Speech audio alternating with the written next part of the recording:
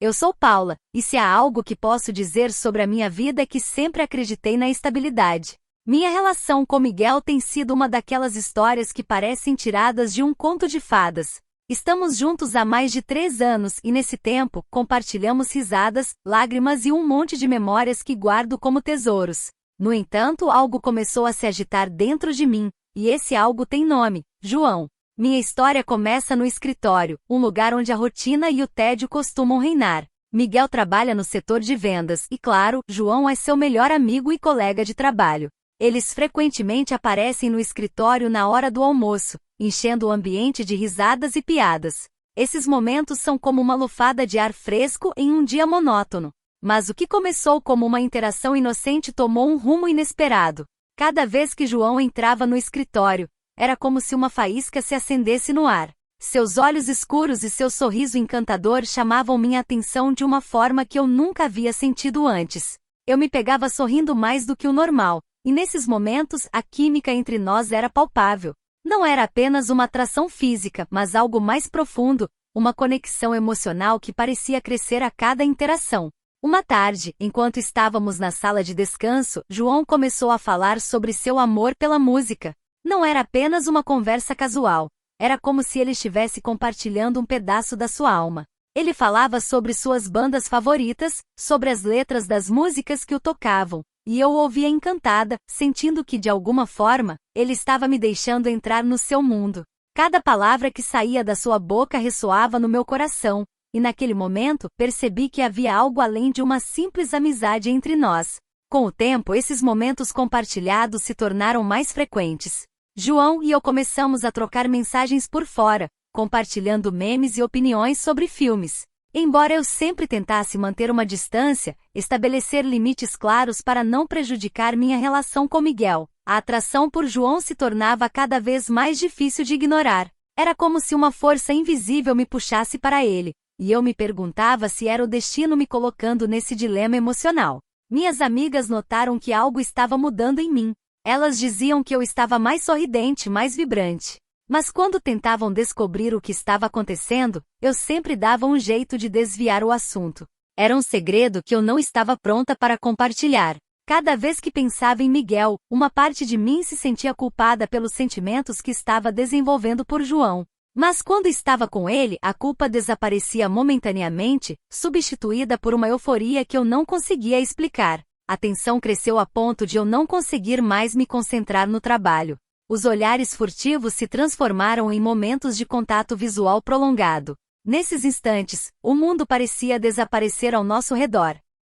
Uma vez, enquanto João e eu revisávamos alguns documentos, nossas mãos se tocaram. Foi um momento fugaz, mas senti como se um raio de eletricidade tivesse passado entre nós. Nós dois ficamos corados e por um instante, o silêncio foi ensurdecedor.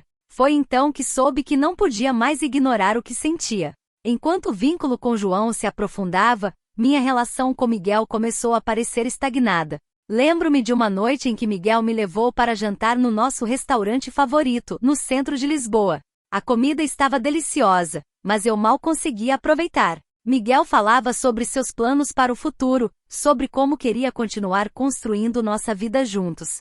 Mas enquanto o ouvia, percebi que minha mente vagava para João, para aqueles momentos que compartilhávamos no escritório e para como ele me fazia sentir. Senti uma pontada de culpa, mas ao mesmo tempo, uma parte de mim se perguntava se eu estava realmente pronta para dar o próximo passo com Miguel. Cada dia que passava, eu me via presa em um ciclo interminável de dúvidas e emoções.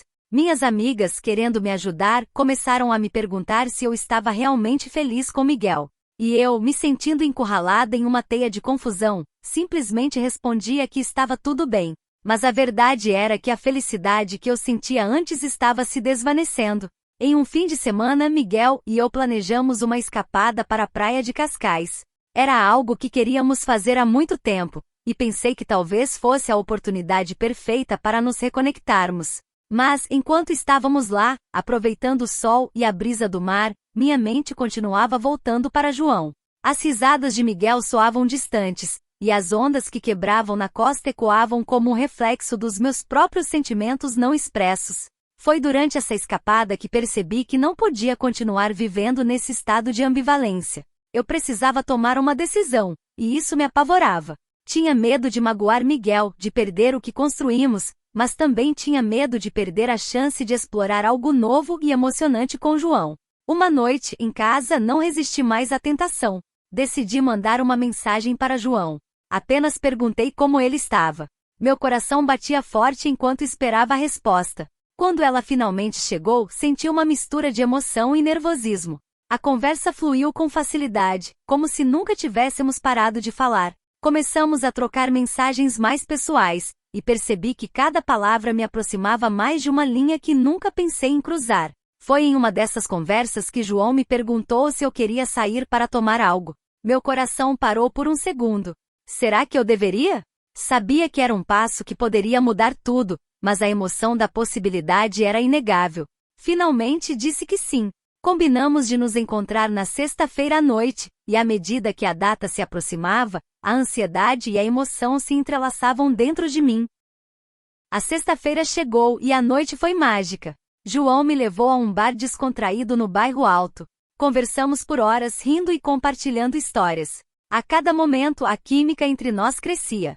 Mas, no fundo da minha mente, a culpa se infiltrava. Eu sabia que estava traindo Miguel, que estava cruzando uma linha que não deveria. Mas também sabia que essa conexão com João era algo único. Quando a noite terminou, João me olhou nos olhos e disse que estava feliz por ter passado aquele tempo comigo.